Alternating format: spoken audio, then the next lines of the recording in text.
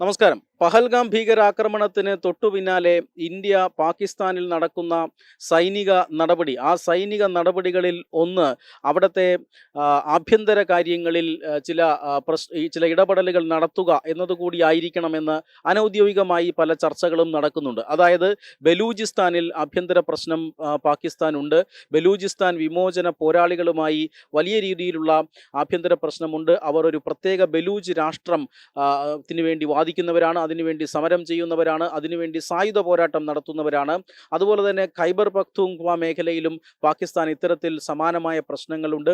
താലിബാൻ സംഘടനകളുമായും അഫ്ഗാൻ അതിർത്തിയോട് ചേർന്ന് പാകിസ്ഥാന് പ്രശ്നങ്ങളുണ്ട്. ഈ പ്രശ്നങ്ങളെല്ലാം തന്നെ ഇന്ത്യയുമായി ഒരു യുദ്ധത്തിന് വരുമ്പോൾ മൂർച്ഛിക്കുമെന്ന് ഏതാണ്ട് ഉറപ്പായിരുന്നു. അതിപ്പോൾ യാഥാർത്ഥ്യമായിരിക്കുകയാണ്. ഇതിലേറ്റവും ശക്തരായ വിഭാഗമാണ് ബലൂചിസ്ഥാൻ വിമോചന പോരാളികൾ.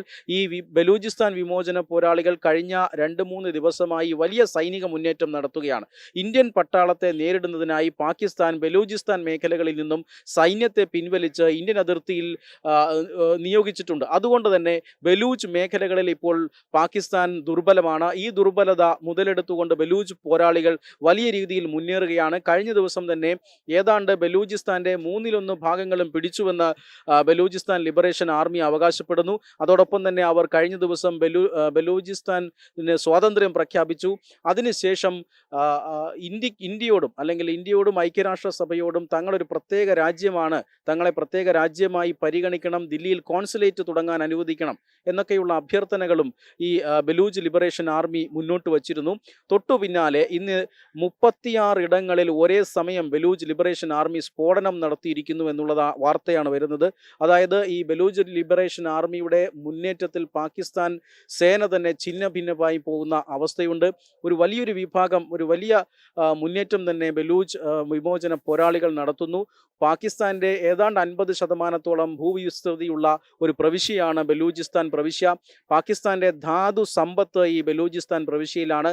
പക്ഷേ ഈ ധാതു ലവണങ്ങളെല്ലാം തന്നെ ചൂഷണം ചെയ്യുകയും പഞ്ചാബ് കേന്ദ്രീകൃതമായ ഒരു ഭരണം നടത്തുകയുമാണ് പാകിസ്ഥാൻ ചെയ്യുന്നത്. ഇതിൽ ബലൂചിസ്ഥാനിലെ ജനങ്ങൾ വലിയ രീതിയിൽ അസംതൃപ്തരാണ്. ഈ അസംതൃപ്തിയാണ് അവിടെ ആഭ്യന്തര പ്രശ്നങ്ങൾ ഉണ്ടാകാനുള്ള കാരണം. ഇപ്പോൾ എന്തായാലും ബലൂച്ച് ആർമിക്ക് വളരെ അനുകൂലമായ സാഹചര്യമുണ്ട്. പാകിസ്ഥാൻ പട്ടാളം ഇന്ത്യ നടത്തുന്ന ആക്രമണങ്ങൾക്കെതിരെ പിടിച്ചു നിൽക്കാൻ പാടുപെടുകയാണ്. ഈ സമയത്ത് ബലൂചിസ്ഥാൻ വലിയ മുന്നേറ്റം നടത്തുന്നു. ഇന്ന് 36 ഇടങ്ങളിൽ അത്തരം സ്ഫോടനങ്ങൾ ഉണ്ടാകുന്നു. പാക് സേനയ്ക്ക് വലിയ നാശനഷ്ടങ്ങൾ ഉണ്ടാവുകയും ചെയ്തിരിക്കുന്നു. Web desk Tatwamayi news. Thumpamon Sree Vadakkumnathan ക്ഷേത്രം, അമ്പലക്കടവ്, പത്തനംതിട്ട. ശ്രീമദ് സ്കന്ദപുരാണ മഹാസത്രം 2025 മെയ് 11 മുതൽ 18 വരെ. ബ്രഹ്മശ്രീ മുംബൈ ചന്ദ്രശേഖര ശർമ്മയുടെ മുഖ്യ കാർമ്മികത്വത്തിൽ മഹാഗണപതി ഹോമം, സ്കന്ദപുരാണ പാരായണം, മഹത് പ്രഭാഷണങ്ങൾ, പൂജഹോമാദികൾ, കലാസാംസ്കാരിക പരിപാടികൾ. സത്രയജ്ഞ കർമ്മങ്ങളിലേക്ക് എല്ലാ ഭക്തജനങ്ങളുടെയും സാന്നിധ്യവും സഹകരണവും സാദരം അഭ്യർത്ഥിക്കുന്നു. മഹാസത്രവേദിയിൽ മെയ് 18 പഴനി അരുൾമിക ദണ്ഡായുധപാണി സ്വാമി ദേവസ്ഥാന അർച്ചക സ്ഥാനികർ ശ്രീസെൽവ സുബ്രഹ്മണ്യ ശിവശാരിയാരുടെ മുഖ്യ കാർമ്മികത്വത്തിൽ നടക്കുന്ന അതിശ്രേഷ്ഠവും സർവൈശ്വര്യദായകവുമായ സ്കന്ദഹോമം. സ്കന്ദമഹാപുരാണ സത്രത്തിന്റെ ആദിമധ്യാന്തമുള്ള സമ്പൂർണ്ണ തത്സമയ കാഴ്ച തത്വമയി നെറ്റ്വർക്കിൽ.